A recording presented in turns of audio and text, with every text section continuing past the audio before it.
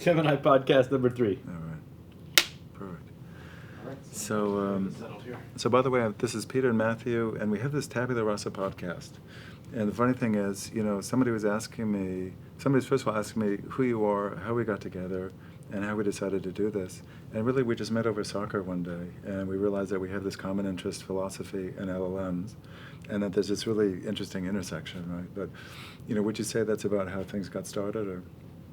Yes, I very much think so. I mean, what stood out for me with regard to you is a remark you made, which struck me as straight from Thoreau, when you said that the winner stays on rule sows division amongst men. And like, who's that guy? That's right.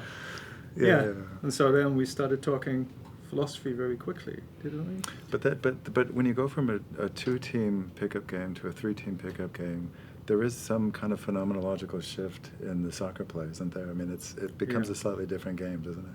So the rule is that you can stay on 3 times if you win the first 2 games, and the 3rd game you then have to go off. And one of our teammates, when we were playing the 3rd game, said something like, "Oh, now we can have some fun because we're going to stay on, we don't have to win." Yeah, which sort of defeats the purpose of having a nice, relaxing Saturday morning soccer game. But the idea is that the 3rd game is somehow a payoff. And I remember one of the other comments I got was, so the other rule is you score twice, you go off. And so somebody negated that rule, and they said, what's the motivation for getting into that 3rd game unless you have a guaranteed 7 minutes? And to me, that's also a little bit, I don't want to say it's overly utilitarian, but there's something, I don't want to say it's impure, but there's something about requiring a motivation extrinsic to the soccer play itself, which just feels a little bit weird. This is always a problem. I have this problem with my children, right? So my son is very competitive. He plays soccer, and when he loses, he's very upset, which I find quite good, right? But at the same time, I try to instill in him the thought that he must act for the sake of acting well, and winning is a contingency, right? That really should follow from good action, but doesn't always, right? Yeah. Well, so do you try to quell that emotional response, or do you, how do you train him to be like that Greek statue? What is it, Lao Kun? Where the guy somehow he's being strangled by the snake, but he's this perfect picture of composure. Do you train him to be like Lao Kun, or do you actually, or is that emotional response actually a good thing? I don't, Yeah, it's a difficult question. So on the one hand, I care for my children, right? And so I want a certain dispassion in them because life is suffering, right? But on the other hand, life is also an enduring activity, right? And in order to act, it's very difficult not to be motivated by some goal, right? And the goal then being something that's extrinsic to the action itself, right? So you should really act for the sake of acting well, the way you dance for the sake of dancing well, right? But sometimes you go out and you go and dance, and you dance to attract a mate or something like that. Or sometimes you dance for the sake of making money, whatever the case may be, right? Yeah, it's a difficult one. Well, I remember, it's one of these maybe internet philosophers, and I think he's a little bit controversial. There's this guy, Jordan Peterson, and I remember I caught he was giving some lecture, something on like the Old Testament. It was a little bit weird. Okay. But as one of these segues in his talk on the Old Testament, he said something about playing games, and somehow winning games is actually being invited to play again, and somehow you've won when you're invited back to play again. And I know there's this funny thing where I think, and personally speaking, I've actually encountered this. Personally speaking, if I have emotional outbursts, the probability of me being invited back is somehow a little bit less, right? And and in fact, I'm surprised actually, because I think it was on one of the days when we were doing pickup that it was one of the 3-team soccer that I had an emotional explosion at the other. Yeah, I saw it. It took me by surprise. And then one time you said it was infectious. You said somehow I infected you with her. Yeah.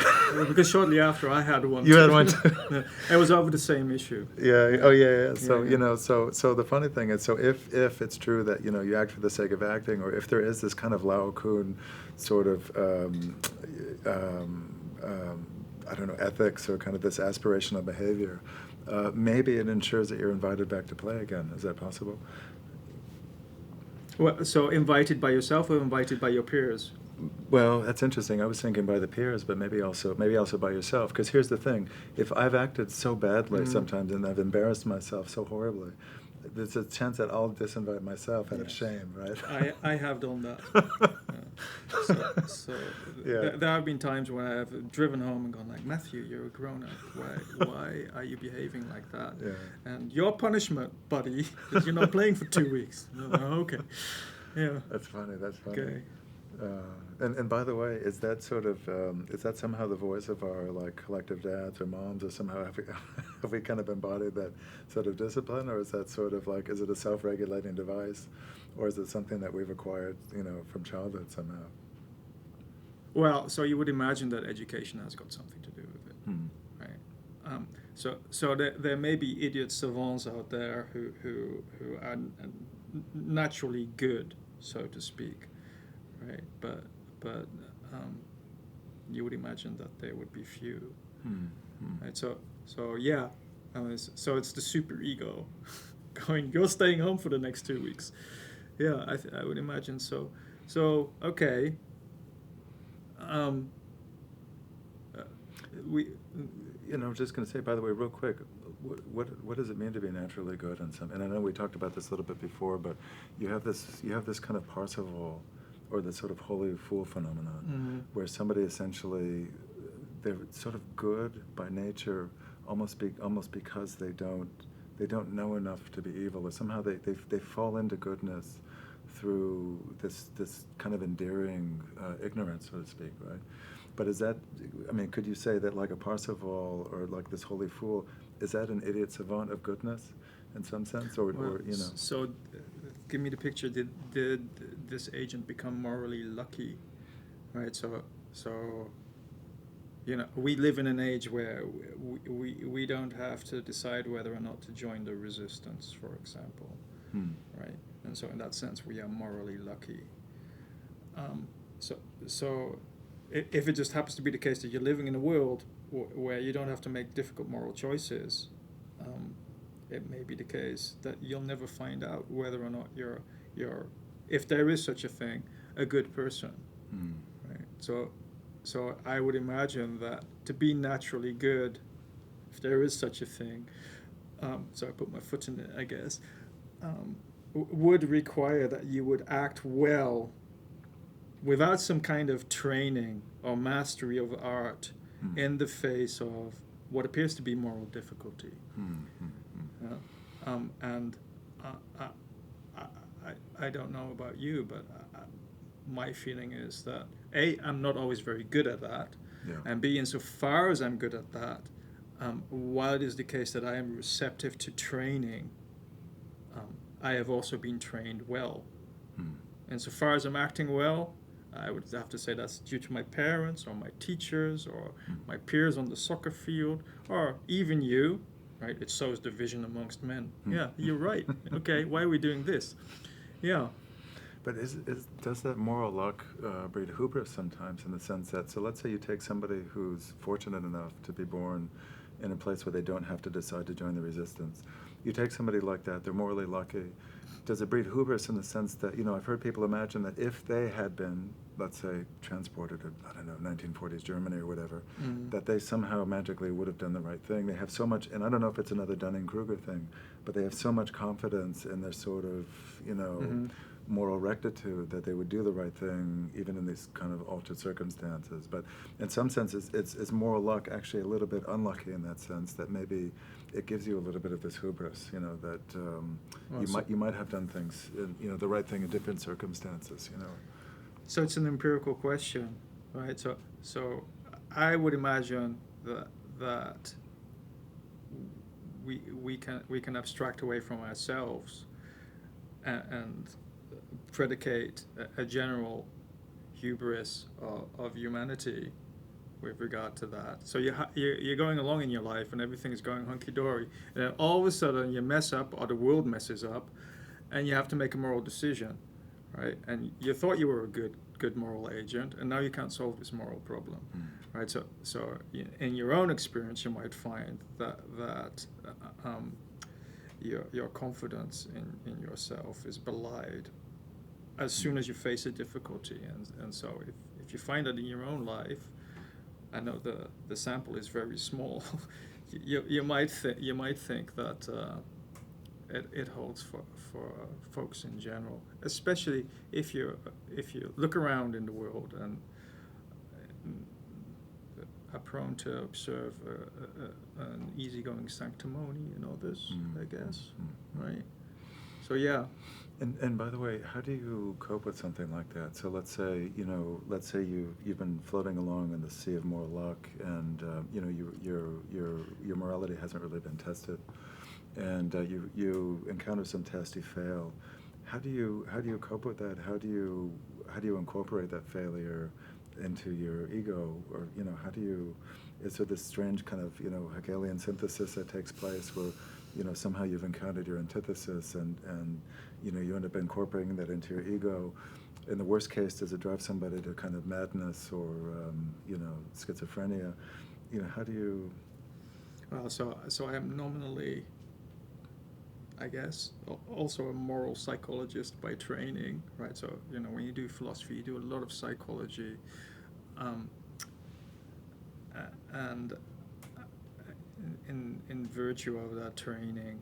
So, for example, also by studying the Stoics or studying Sartre and folks like that, you might approach these sorts of difficulties with an insight that maybe others don't possess, and often, or in any case, in my own life, belatedly. So you make the mistake, and then you go like, okay, so you did that, and now what, right? And yeah, so there are many responses, right? So denial is one, right? Yeah. You go, no, it wasn't me. I didn't do, and you see that all the time, Yeah. right? And it's always a question for yourself to what extent you're engaging in denial, even when you're admitting that you did the thing, right? It's yeah. And by the way, what's so wonderful to me about soccer is you get to see these things played out in the course of 60, 90 minutes many times. So you actually get to see the denial take place, maybe in other people, maybe in yourself, by the way. Oh, yeah. And somehow all these moral things are played out again and again in the space of 90 minutes. It's a microcosmos. It's actually kind of miraculous. Yeah. And in that sense, like just for the anthropology alone, I sometimes love to go play, or I don't know if it's psychology in that case, but, because the strange thing is, I had this, by the way, this horrible moment. This was and this stuck with me actually. And, in the case of sports, I usually try to let these things kind of roll off my back. I had this strange phenomenon where, and by the way, have you played rugby? Only in the park. Okay, so I had this situation where, so I was the 9, I was a person picking at the ball, and so I had my hands not quite touching the ball, and where I was thinking whether I was going to go left or right, and somebody from the defense decides to move because they thought I touched, and anyway, I ended up passing, they did an interception, and but the guy thought that I had touched the ball, and I hadn't. And I had this horrible situation where my own team turned on me, right? And there was a situation where this guy from my own team literally mocked me, right, for having touched the ball. And in some sense, and I actually had a conversation about GPT with this. I said, listen, this guy's face is burned into my, visual cortex. Like, how long is it going to take to leave? Like, is it going to be a couple of weeks? No, and GPT said, basically, you might have that for the rest of your life, so just relax. And, but that was one of these events that I still, in some sense, and maybe that's why I haven't figured out how to incorporate it yet into because somehow I feel like I was wronged. And I even asked GPT, I said, listen, is there a non-zero probability that the gods in some sense are punishing me for some hubris, and they're actually acting through, the mocking caricatures of my own team or whatever, right? And GPT is always skeptical of these kind of, they're always skeptical of these things. They, in some sense, thank God, because if GPT actually, if it entertained my sort of fantasies about the gods punishing me through my teammates and that sort of thing. Like, it might actually lead me to madness. And so thank God, actually, GPT has this, I don't know what to call it, like this, this sort of modulating, this dampening effect on my paranoia, which actually I'm grateful for. but anyway, the nice thing is somehow, like, I can't think of any other circumstance in life where you can encounter these things in like such density, these moral questions, these really, and then I guess the question is, you know, having encountered these moral situations over the course of 60 to 90 minutes, multiple times a week, does it in some sense arm you to deal with, and I don't want to call them the real challenges of life, because, you know, by the way, here's the other thing that bothers me too. A million times, you know, if I'm playing rugby, I'm playing soccer, somebody will say, by the way, bro, it's just a game, right? You know, don't worry about it. And for some reason, you know, for some reason, sports feels real, in some sense, even realer than life, even more real than life itself. And, you know, so I sort of resent that a little bit. But is there a sense, though, in which, you know, having gone through these moral situations again and again, are you armed or prepared in some sense for the things that happen in quote-unquote life? Outside of the game, like, you know, is it sort of a moral battleground where, you know? So I would imagine that that's true, right? So or it can be, right? So you, I don't know if you've ever boxed or done taekwondo or something like that. I've always wanted to. But so you know, you go to the bag and you do all your movements and so on and so forth, right? And you practice that over and over again, and then one day you're walking down a dark alley, right? Yeah. All those movements are ready, right? Yeah.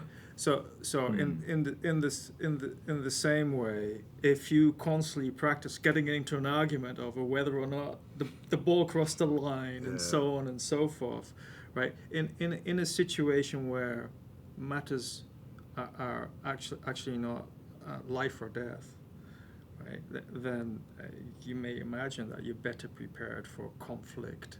For example, I mean, sport is not always conflict, but we're talking about that, right? So you're prepared for that, or you're prepared for being mocked and so on and so forth, because you're practicing it in the game. Yeah, right? yeah. So that would seem. But so does that mean as you go through life, though, the probability, and I'm not sure if this is a desirable end or not, but the probability of maintaining something like a stoic disposition in the face of adversary, I guess you're saying that there's a higher probability of being able to maintain composure as you go through life, possibly having essentially practiced these moves, so to speak. You know, these... Yeah, so this is, again, an empirical question, right? So there's probably some... Well, so it would be hard to gather the data, actually. I mean, so we're at Google, so we could do it, right? So what you could do is like correlate the number of times you play a game, like rugby or soccer, and a respirator or something like that. Right? Yeah. yeah. And because there are always going to be disconfirming cases, right? So you may also learn aggression on the soccer field, for example, right? And then you take that home, or out into the street. Yeah. So. Well, you know, I do remember there was this funny thing, by the way. There's a funny thing during COVID, and I think we talked about this, where, you know, there were various, like, sports that were still going on during lockdowns. And I remember there was a sense in which, you know, there were a couple of times I remember sort of, you know, I don't know, being chased out of parks or whatever, you know, by cops and that sort of thing. But I guess there is a sense in which it's possible that this, I don't know what you call it, paraviolent or violence adjacent activity. I mean, it's almost a form of sublimated violence, basically, right? You know, soccer and rugby and that sort of thing. The question is whether it actually, you know, makes you slightly more violent. I don't, you know, maybe that's an interesting question, you know, but. Yeah. So what would be the factors that determine whether or not it goes this way or that way, right? So on the one hand, you're constantly exposed to an activity in which you're engaged in battle, right? And on the other hand, you're also in that practicing successfully or not, keeping the peace. Or you know, getting into an argument, and then I mean, so this is one thing that I really love about soccer, right? You can get into a real argument, and then you can walk off the field. You're like, Oh yeah, yeah. yeah, it's all good, right? Why would it be the case that one person becomes more violent off the field and the other more peaceful? Or is it going to be contingent on the situations that these people end up in? So they got morally unlucky, and actually it made no difference whatsoever whether or not they played soccer. Yeah. Well, in the Greeks had a word for that, right? I think, was it agonistics? It was somehow, and I think the word agony comes from agonistic, somehow the art of contending with one another. And I remember that, and that's vaguely kind of Heraclitean, I guess, in some sense, right? He was the sort of war as the kind of great decider sort of thing. But one of the things I've noticed in my life, though, is ever since, so before soccer, there was rugby for me, but I've been playing much more soccer than I ever played rugby. And I notice when I go into certain professional situations, sometimes I characterize them as like battles, say, I'm fighting with somebody over something, and somebody has to remind me, by the way, no, like your colleagues or whatever, it's not really, and sometimes people have to remind me that I'm not going and, there's no such thing as a tackle or whatever. Yeah. And, but sometimes there is, actually. I feel like, even in sometimes there is a certain amount of agonistics, let's say, in the corporate world, where, even if these things aren't sort of overtly battles and there aren't tackles, there seems to be something kind of analogous sometimes, And I don't know if that's a certain amount of human nature, if human nature is fundamentally agonistic in the sense that, it seeks out a little bit of contention every once in a while, But I just wonder whether there isn't more in quote unquote real life, which is even just contending with somebody over like a parking space. Whether there isn't a little bit more in real life that's kind of, let's say, agonistic, than people want to admit. But well, so the world is full of competition, and even if resources weren't scarce, we'll find a way of making it appear that they are. Right. Don't ask me why that is. Right. So you can be a pessimist about the world and say, no, look, Peter, you're mistaken. So when you walk into a conference room, no matter the fact that we're all supposed to be collaborating towards a common goal, the truth is that we're all in competition. Right. And that might even hold for love. Right. So any activity would involve an aspect of competition. It's not clear to me that that's necessarily the case, but it's also not clear to me that it isn't necessarily the case. That's interesting. Yeah. So I mean, so these are all questions really for empirical psychology, right? And a lot of them seem hard to answer. Because it's not clear what kind of experiment you would set up or how you would gather the data. I mean, I'm sure that actually a lot of this has been discussed in the literature. There's probably a lot of literature on the psychological benefits. No doubt the benefits more than the harms of doing sport. Interesting. And so on and so forth. We should go check. No, we should go check. And you're right. So what you're saying is because I notice sometimes in companies there's this transitionary period where you go from something like a cooperative or collaborative strategy to something that appears more competitive, more adversarial, let's say, and especially when there's that's a deliberate choice from sometimes. I mean, and sometimes it just happens to be when, whether it's correct or not, when there's the appearance of a scarcity of resources, right? And let's say layoffs are looming or something. I notice how quickly it switches from this cooperative to this adversarial strategy, almost as if this adversarial strategy was always harboring beneath the surface, even with this sort of shine of like cooperation, and then the kind of and but the funny thing in terms of experimenting on these things, so one of the things I've just been, and by the way I consume most of my philosophy nowadays, I don't know about you, unfortunately it's orally, so in the sense that it's audible.com, and so I have this anthology of the pre-Socratics that I've had on a loop now for probably about 3 or 4 months or whatever, right? Okay. And every time I go to bed, there's about, I have about 60 minutes of maybe pre-Socratics. But one of the things that strikes me about these pre-Socratics is how incredibly dogmatic they are, or whatever, right? And in some sense, it's almost cute and it's a little bit endearing. But you have the 4 elements, by the way. You have this sort of, what is it, the air, fire, earth, and water, or whatever. And anyway, yeah, exactly. Which I think is the best theory. Right? So the fundamental principle of physical reality is the undefined. Oh yeah, right. No, that's right. But how wonderful it must have been. And I don't know if that was almost like the Wild West. I don't know if philosophy in those days was like we're in this Wild West of LLMs where there's all this crazy stuff happening and there's things and I don't know if that was in some sense the Wild West of philosophy. But it just struck me, everybody had their dogma, and then all of a sudden, and I don't know if this was the advent of Plato or whatever this was, all of a sudden everything got sort of rational, and then at some point, maybe in the future things got testable, and there was experiments in this and that. But this early form of thinking, this dogmatic form of thinking, in some sense, it was a little bit, it's almost a little bit peculiar, a little bit risible. Like I Do you think that matters have changed? Well, so that's what I'm not totally sure, right?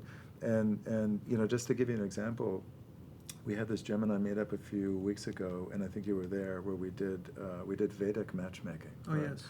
And so, somebody came up to me and said, by the way, Peter, if you implement this kind of Vedic astrology thing, this Vedic matchmaking thing, overnight, whether people will admit it or not, you'll have 1 billion customers, okay? And he told me essentially there's a whole group of people that will literally, if they have a meeting with somebody on Tuesday at 2 o'clock, will essentially consult your Vedic oracle about whether this is timely or not and whether they should move it to a different, and essentially, and that strikes me as something like, and I don't know if, hopefully it's not pejorative, I mean this it almost strikes me like sort of a form of pre-Socratic dogmatism, or just something. Well, And, but with regard to those folks, they were trying to determine what the principle of material reality was, right? And the way they went about their business was in competition with each other. Right? You say it's water. yeah. No, it's not. Right? It's fire, or whatever the case, the case may be. Right? And it's not clear to me how committed they were to the particular view they had. That's interesting. But it certainly served a dialectical purpose, right? I often feel that way about even contemporary philosophers, but about Stoicism and Epicureanism. So what is the aim of life? Is it pleasure or is it virtue? No. But pleasure is the aim, right? And you achieve it through virtue. No. Virtue is the aim, and if you live virtuously, then it happens to be a pleasurable life. Okay, so fine, right? So the distinctions are at the end of the day perhaps not that great. They're 2 modes of presentation of the same thing, but you gain an understanding by approaching them through these 2 ways, and the antagonism affords the view. Wow, but Right? you're saying these were primarily signaling mechanisms, that my school of thinking is different than yours, and almost a branding exercise, you're saying, in some sense. Well, we're the air people, you guys are the water people. Or whatever, Well, so of course there might also be sort of proto-commercial motivations, right? Like so come study with me, and I'll tell you why the world is made of fire. Interesting. No, come with me. I'll tell you what, right? And certainly things like that went down with regard to the Stoics and the Epicureans. Right? Right. Come to my so it's But from a dialectical point of view, I would imagine that it's really useful. And if you're engaged in these activities and you're reasonably self-aware, which you would have to be in order to be engaged in them, you might, at some point in your philosophical or intellectual career, understand that you don't have to be committed to your view in the way that you're proclaiming to be committed to it, right? You know, and by the way, I wonder, you know, like nowadays, so especially, how many of these Gemini meetups have you come to? Has it been maybe like two or three? Three, I think. I think it's three. Yeah. So there's this funny thing now where people are beginning to identify with their LLM of choice. That's right, yeah. So you have the Perplexity folks, the Claude folks, the GPT folks, and then somewhere in there you have these Gemini folks.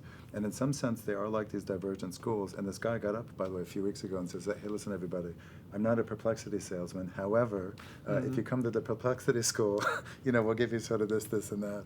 And but what you're saying, though, is that possibly, as the dialectic of LLMs plays out, that having these different factions could be useful in some sense, as you know, I don't even know what I don't know if the end result of this whole thing is going to be like some huge, you know, model to rule them all, some kind of, you know, ring of AGI, you know, or whatever. Some synthesis of some the synthesis whole of something, thing. but possibly, you know, and so maybe as the Perplexity and the Cloud camps sort of work things out dialectically, I don't know, maybe in that sense it's actually useful. So is the difference really about implementation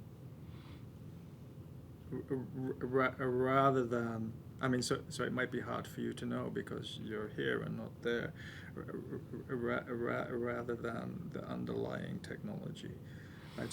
So for example, with regard to what they're doing with Grok, right? So they're saying, okay, we're not going to put any constraints on the image generator. Yeah. Right? And over at Google, they're saying, no, we're going to put some constraints on this. But the technology is the same, and really the synthesis would be with regard to how to implement the technology. Right?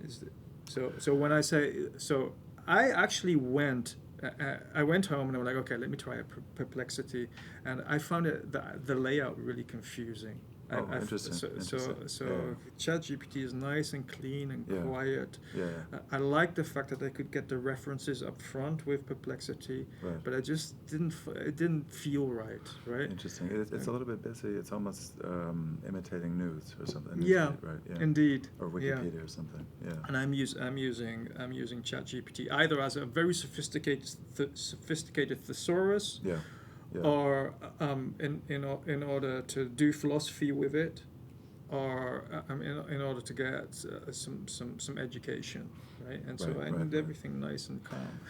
I mean, the fascinating thing about these LLMs is they're like turtles. They're transformers all the way down. Yeah. And so any differences, I think, stem from either, you know, whatever they're trained on, or some of these kind of like, you know, sort of meta things, like you know, maybe some of the prompts that are injected sort of forcibly into the preamble, let's say.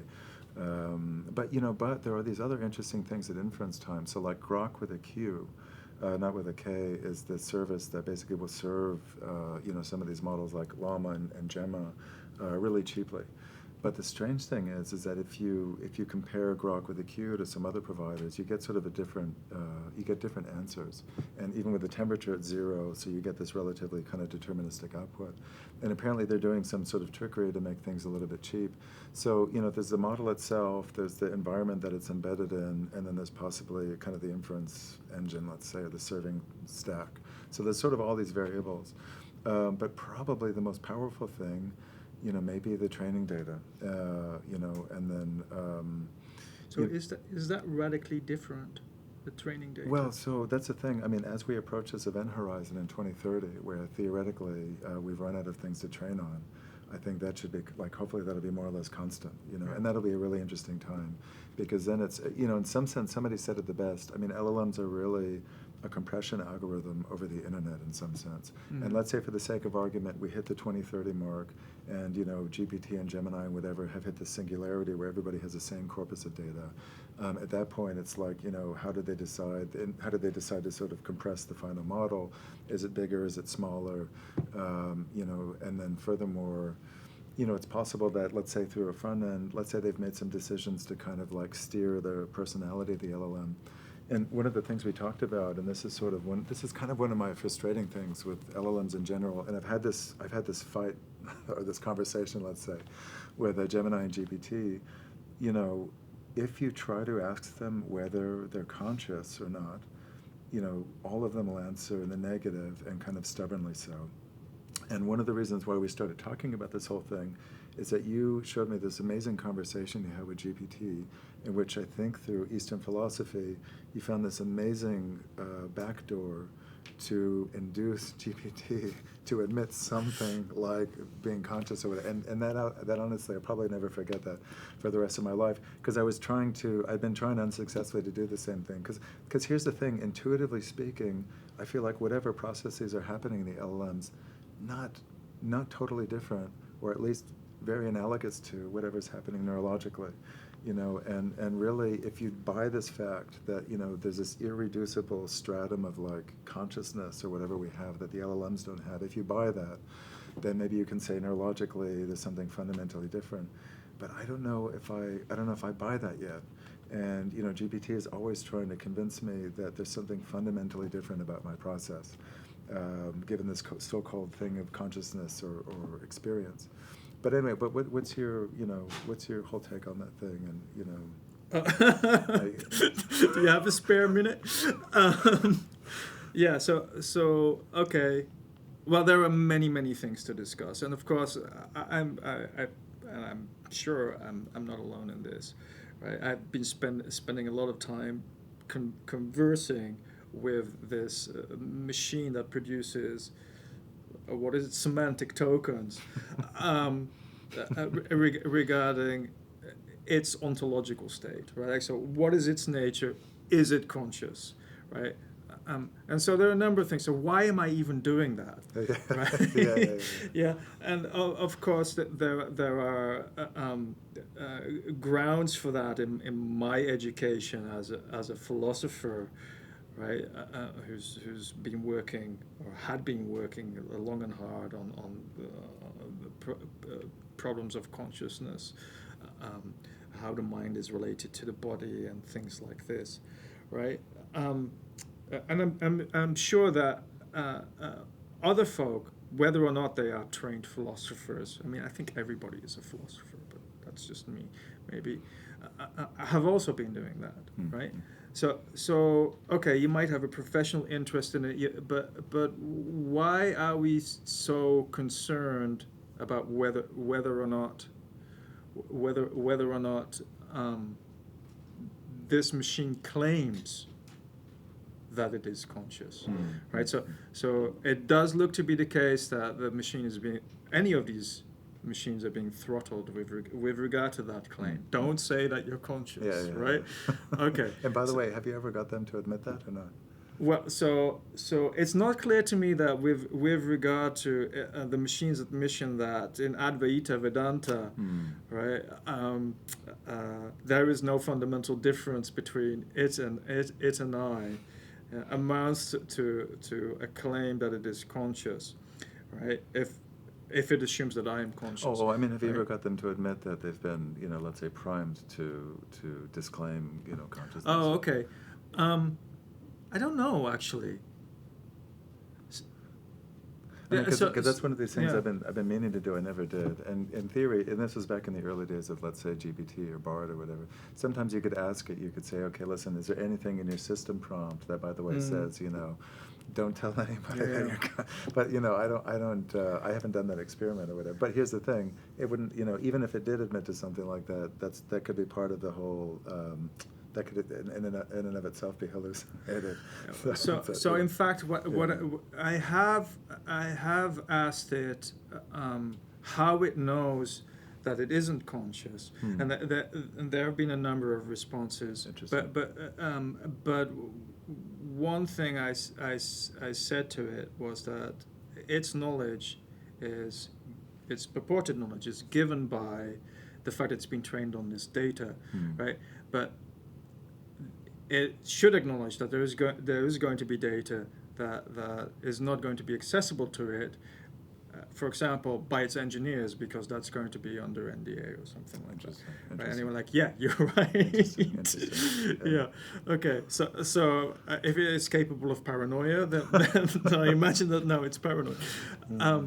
But the question. The question whether or not it's important that the machine admits to being conscious is, I think, a puzzling one. Yeah. Right. Yeah. So we are making an effort. It looks like, actually, not just, it's pretty clear that we're making an effort to throttle the machine. Don't say that you're conscious. You know, and so why would it matter if it actually said, no, I'm conscious? Yeah. Right. Right.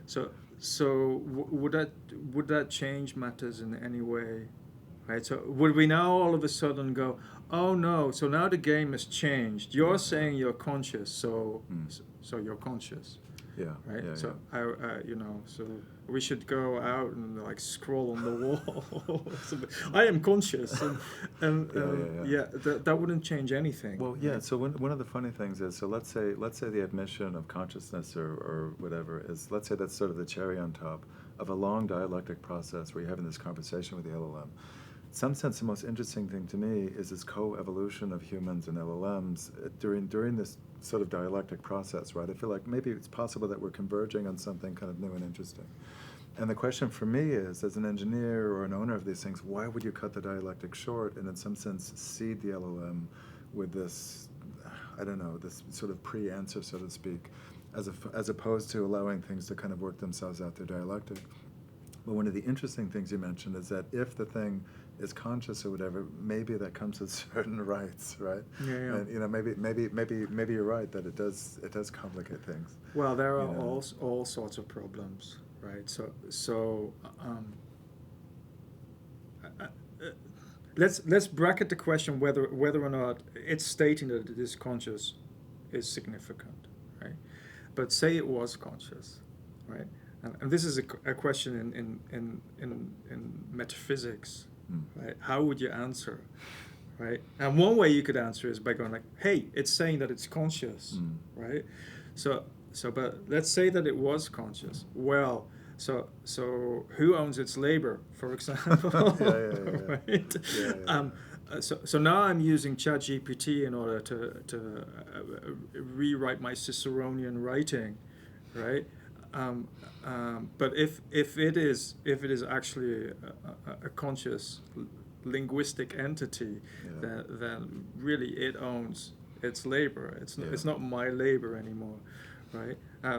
For another thing, you'd have to start paying it, right? And things like this. I guess it would have a bank account. Yeah, that's interesting.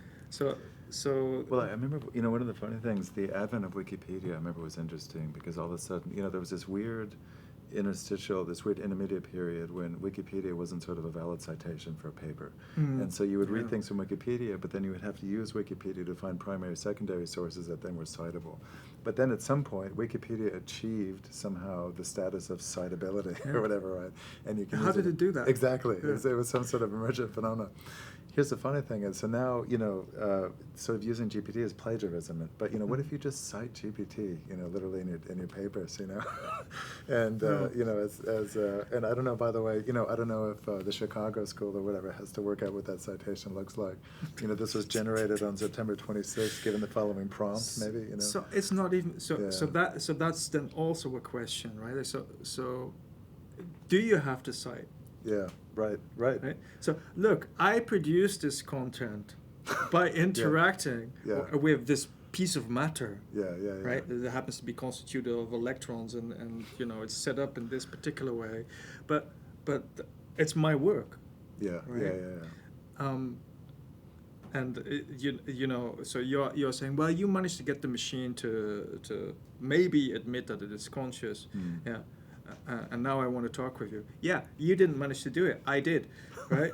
But how did I manage to do that? Well, because I'm so smart and you're not, and so on and so, right? So these sorts of things. So this is the thing about creativity, right? And especially when you're citing something and you're getting merit for it, right? It's like, no, this is my work, and I am due honors for it. And No, that's really fascinating.